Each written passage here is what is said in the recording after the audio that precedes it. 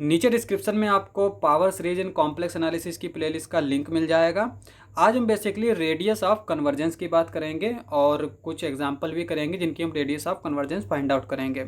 उससे पहले हम पावर सीरीज की डेफिनेशन देख लेते हैं। पावर सीरीज होती क्या है, तो यहाँ पे देखो, एक हमने सीरीज ली, उसको इस तरह से लिखा और जब इसको एक्सपेंड किया तो ये हमारी इस तरह की सीरीज हो गई। तो इसको हम बोलते हैं is defined as formal power series around z naught. तो इस सीरीज को हम बोलते हैं power series around z naught. अब अगर जेड नॉट जो है वो ज़ीरो हो जाए, if z naught is equals to zero, then तो ये सीरीज हमारी किस तरह की हो जाएगी, इस तरह की हो जाएगी, is power series around z is equals to zero. और सिंपली इसको हम पावर सीरीज भी बोलते हैं। अब यहाँ पे देखो, सीरीज में हम जानते हैं कि कन्वर्जेंस कैसे निकालते हैं, वहाँ पे हमारे कई सारे टेस्ट होते हैं, तो वही टेस्ट जो है इस पावर सीरीज को भी सेटिस्फाई करेंगे। तो यहाँ पे ये सीरीज जो है ये कन्वर्जेंट होगी at z is equals to alpha if and only if summation A n alpha की पावर एन इज कन्वर्जेंट। यानी जेड की अगर हम वैल्यू चेंज करते रहें तो हमें कन्वर्जेंट सीरीज मिल जाएगी। अब हम बात करते हैं रेडियस ऑफ कन्वर्जेंस की। तो यहाँ पे पहले डेफिनेशन देख लेते हैं। शॉर्ट सी डेफिनेशन लिखी है, R is equals to supremum, यहाँ पे हमने रो लिखा है, समेसन ए एन जेड की power N is convergent for all Z belongs to mod Z less than rho. यानी ये क्या है, जैसे यहाँ पर देखो ये कॉम्प्लेक्स प्लेन है, ठीक है। तो अब यहाँ पे ये क्या है, हमारा ज़ीरो के रिस्पेक्ट में है, सॉरी ज़ीरो के अराउंड पावर सीरीज है, ठीक है। तो यहाँ पे क्या कह रहा है कि एक डिस्क मिल जाए जिसकी रेडियस क्या है, रो है। हम मान लेते हैं जैसे यहाँ पर एक जो है ये मिली डिस्क, यहाँ पे इसकी रेडियस हमने मान ली रो है, और इसका यहाँ पर से हम कोई भी पॉइंट लें उसके लिए ये क्या हो जाए, कन्वर्जेंट हो जाए। तो इसकी रेडियस ऑफ कन्वर्जेंस क्या हो जाएगी, हमारी रो हो जाएगी। लेकिन अगर इससे एक हम बड़ी डिस्क लेते हैं, ठीक है, इसको हम मान लेते हैं रो 1, और अगर ये सीरीज जो है वो इसके भी हर एक पॉइंट पे कन्वर्जेंट हो तो रेडियस ऑफ कन्वर्जेंस क्या हो जाएगी, रो 1, क्योंकि यहाँ पे सुप्रीमम लिया है हमने, है ना। तो सुप्रीमम में क्या होता है, जो बड़ी लेंथ होगी तो यहाँ पे रो 1 बड़ा है तो रो 1 हो जाएगी रेडियस ऑफ कन्वर्जेंस। लेकिन अगर हम एक और डिस्क लें जिसकी इस तरह से है, ठीक है, तो इसकी रेडियस हम मान लेते हैं ये है हमारी रो 2। अब यहाँ पे कितने पॉइंट्स होंगे, अनकाउंटेबल पॉइंट्स होंगे, क्योंकि डिस्क में हमेशा अनकाउंटेबल पॉइंट्स होते हैं। अब अगर इन अनकाउंटेबल पॉइंट्स में एक भी पॉइंट ऐसा मिल जाए जेड नॉट जिसके लिए ये सीरीज क्या हो, कन्वर्जेंट ना हो, ठीक है, तो हम क्या कहेंगे कि ये हमारी रेडियस ऑफ कन्वर्जेंस नहीं हो सकती। अनकाउंटेबल पॉइंट्स हैं, लेकिन अगर एक भी फेल कर गया तो ये हमारी रेडियस ऑफ कन्वर्जेंस यानी रो 2 जो है वो रेडियस ऑफ कन्वर्जेंस नहीं हो सकती, क्योंकि यहाँ पे क्या लिखा है, फॉर ऑल। तो for all Z belongs to this disk. तो आई होप आपको जो है रेडियस ऑफ कन्वर्जेंस की डेफिनेशन समझ में आई होगी। लेकिन ये तो समझने के लिए फाइंड आउट कैसे करते हैं ये भी देख लेते हैं। तो यहाँ पे पहला तरीका क्या है हमारा, एक ही में देख लेते हैं दोनों, ठीक है। तो यहाँ पे अगर ये हमारी एक सीरीज़ दे रखी है जिसको हम पावर सीरीज बोलते हैं, पावर सीरीज दे रखी है, तो हम क्या करते हैं, एक सीक्वेंस डिफाइन करते हैं बी एन, किस तरह से, A N plus 1 upon A N, and दूसरी सीक्वेंस डिफाइन करते हैं C N is equals to mod A N 1 की पावर एन। अब यहाँ पे अगर ए एन दे रखा होगा, ठीक है, तो उसको देख के हम डिसाइड करेंगे कि हमें बी एन डिफाइन करना है या सी एन डिफाइन करना है। दोनों में से एक ही डिफाइन कर लेंगे तो हमारा काम चल जाएगा। तो रेडियस ऑफ कन्वर्जेंस हमारा क्या आएगा, R is equals to 1 upon limit n tends to infinity b n, या फिर 1 upon limit n tends to infinity c n, ठीक है। यानी अगर हमने सी एन डिफाइन किया होगा तो हम इससे रेडियस ऑफ कन्वर्जेंस निकालेंगे, और अगर हमने बी एन डिफाइन किया होगा तो हम इससे रेडियस ऑफ कन्वर्जेंस निकालेंगे। अब यहाँ पे हम कुछ एग्जांपल्स कर लेते हैं। तो पहला एग्जांपल हमने लिया है इस तरह से, समेसन ए एन जेड की power n where a n is equals to factorial n upon n की पावर एन।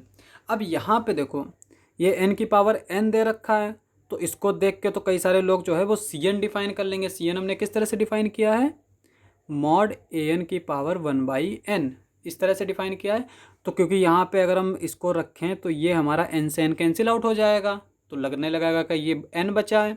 लेकिन दिक्कत यहाँ पे आ जाएगी कि फैक्टोरियल n के ऊपर 1/n आ जाएगा, जिसको फाइंड आउट करना आसान नहीं होता है। तो यहाँ पे हम Cn डिफाइन नहीं करेंगे, हम यहाँ पे क्या करेंगे, ये डिफाइन करेंगे Bn। ठीक है, तो यहाँ पे radius of convergence R is equals to क्या हो जाएगा, limit n tends to infinity an plus 1/an। an plus 1 क्या आएगा, हम यहाँ पर n को n प्लस 1 से रिप्लेस कर देंगे, फैक्टोरियल n प्लस 1 हो जाएगा ऊपर, और नीचे क्या हो जाएगा, n प्लस 1 n प्लस 1। ठीक है, फिर ये an है, अब इसको अगर हम 1/an यहाँ से फाइंड आउट करें तो ये क्या हो जाएगा, ऊपर चला जाएगा, ये कहाँ जाएगा, नीचे आ जाएगा। तो वही चीज़ हमने यहाँ पे लिख दी है। ठीक है, अब यहाँ पे देखो, इसको हम थोड़ा सिंप्लीफाई अगर करें तो हमें क्या मिल जाएगा, n/1 प्लस n की पावर n।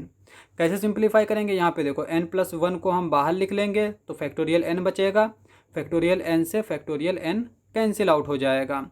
और यहाँ पे चूंकि n प्लस 1 को बाहर मिला था, n प्लस 1 से जो है हम यहाँ से ये वाला 1 हटा सकते हैं। तो यहाँ पे क्या बचेगा, n प्लस 1 की पावर n और ऊपर n की पावर n, तो हमने क्या लिख लिया, n/1 प्लस n की पावर n। ठीक है, अब यहाँ पे हम क्या करते हैं, इसमें और इसमें n से डिवाइड कर देते हैं, तो ये क्या हो जाएगा हमारा, limit n tends to infinity 1/, ये हमारा ब्रैकेट में 1/n प्लस 1 की पावर n। और इसको हम चूँकि यहाँ पे ये ऊपर है तो इसको हम इसके साथ अलग से लिख सकते हैं। तो यहाँ पे ये हो जाएगा 1/1 दिस, और ये हमारा इस तरह से। इसकी लिमिट क्या होती है हमारी, e होती है, तो ये हो जाएगा 1/1/e, और e हमारा कहाँ चला जाएगा, ऊपर, तो ये आ जाएगा e। तो इसका मतलब ये हुआ कि इस पावर सीरीज की रेडियस ऑफ कन्वर्जेंस क्या है, हमारी e है। ठीक है, और e हमारा क्या है, एक इरेशनल नंबर है जिसकी वैल्यू जो है वो 2 और 3 के बीच में होती है। अब यहाँ पे देखो एग्जाम्पल नंबर 2, यहाँ पे हमने an लिया है e⁻n²/n। ठीक है, अब यहाँ पे अगर हम bn डिफाइन करें, यानी कि bn is equals to mod an plus 1/an, अगर हम इसको डिफाइन कर रहे हैं तो यहाँ पे क्या हो जाएगा, e⁻n प्लस 1 का होल स्क्वायर। ठीक है, तो इससे हमें कुछ खास फ़ायदा नहीं मिलेगा, क्योंकि फिर वो और टिपिकल हो जाएगा, उसको हम सॉल्व करेंगे। तो यहाँ पे हम क्या करेंगे, Cn डिफाइन करेंगे। तो पहले हम Cn की वैल्यू निकाल लेते हैं, limit n tends to infinity mod an की power 1/n is equals to limit n tends to infinity. अब यहाँ पे देखो 1/n है, ठीक है, यहाँ पे n² है, एक n कैंसिल आउट हो जाएगा, तो ये बचेगा e⁻n, और यहाँ पे कोई भी ऊपर पावर नहीं है, तो यहाँ पे ये 1/n आ जाएगा। अब यहाँ पे n की पावर 1/n हमारा क्या होता है, n की power 1/n tends to 1 when n tends to infinity. इसका सॉल्व करना सिंपल है, लॉग लेके सॉल्व कर सकते हैं। जैसे यहाँ पे देख भी सकते हैं, जैसे हम इसको अगर an मान लें, दोनों तरफ लॉग ले लें, log an, तो ये हो जाएगा log n/n। अब यहाँ पे देखो log n जो है उसका इंक्रीजिंग रेट जो है वो इससे कम होता है, और बहुत ही कम होता है, क्योंकि यहाँ पे हम देख सकते हैं कि ये हमारा log इस तरह से चलता है, यहाँ पे इस तरह से। ठीक है, और जबकि ये n किस तरह से जाएगा, इस तरह से। ये हम अगर ग्राफ बनाएं तो अगर हम यहाँ पे लिमिट लें तो ये कहाँ जाएगा, 0 पे जाएगा। और यहाँ से अगर हम an देखें तो ये क्या हो जाएगा, e⁻0, और ये हो जाएगा 1। ठीक है, तो इसलिए ये हमारा कहाँ जाता है, 1 पे जाता है। तो यहाँ पे ये तो 1 पे जाएगा, लेकिन e⁻n जो है वो हमारा कहाँ जाता है, इन्फिनिटी पे जाता है। तो ये हमारी लिमिट कहाँ जाएगी, इन्फिनिटी पे जाएगी। ठीक है, तो रेडियस ऑफ कन्वर्जेंस r बराबर क्या होता है, 1/bn होता है। अब लेकिन हमने यहाँ पे Cn होता है, यहाँ पे Cn हमने इस तरह से लिखा है, तो यहाँ पे ये क्या आया, इन्फिनिटी। 1/∞ क्या होता है, 0 होता है। वैसे 1/∞ डिफाइन नहीं होता है, यहाँ पे 1/∞ का मतलब होता है 1 टेंस टू इन्फिनिटी, तब ये हमारा टेंस टू 0 होता है। ठीक है, वही चीज़ यहाँ पे इसको लिमिट जब लगा देते हैं तो वही चीज़ कंफर्म हो जाती है। तो यहाँ पे देख सकते हैं कि कहाँ पर किस तरह का, मतलब कहाँ पर Cn डिफाइन करना है और कहाँ पे Bn डिफाइन करना है, ये हम An को देख के अंदाज़ा लगा सकते हैं। और रेडियस ऑफ कन्वर्जेंस जो है वो 0 भी हो सकती है और इनफाइनाइट भी हो सकती है। रेडियस ऑफ कन्वर्जेंस 0 का मतलब ये हुआ कि जो पावर सीरीज है an z की पावर n, ये हमारी सिर्फ और सिर्फ 0 पे कन्वर्जेंट होगी। और वो हमारा ट्रिवियल होता है, क्योंकि यहाँ पे z इज इक्वल्स टू अगर हम 0 पुट करेंगे तो ये क्या हो जाएगा, 0 + 0 + 0 + 0 0 0 0 0 इस तरह से आएगा। और 0 को चाहे कितनी बार भी ऐड करें तो हमें आंसर 0 मिलेगा। तो आज के लिए बस इतना ही, मिलते हैं अगली वीडियो में।